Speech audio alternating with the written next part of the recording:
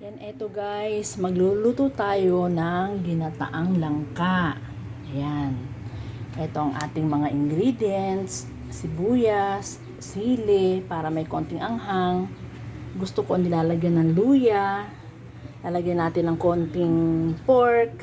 At ito ang ating gata. At ito naman ang tubig natin na paghahalbusan ng langka. Bago natin siya talagang lulutuin, ihahalbos muna natin. Ayan. Ito guys, naihalabos na natin ang ating langka. Ngayon naman guys, tayo ay maggigisa na.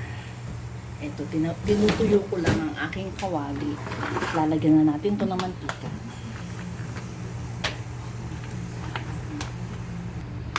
Ito na guys ang ating kawali. Lagyan natin ng mantika.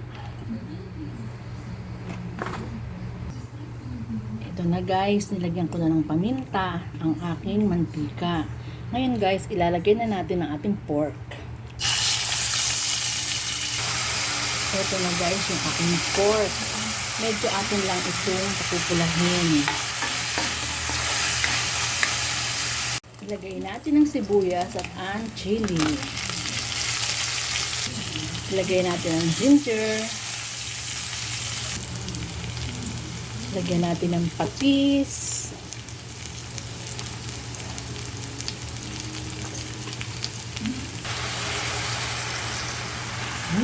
Bango-bango.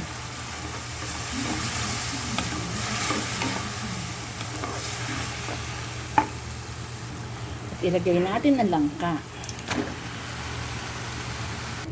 So, ayan guys. Ito na ang aking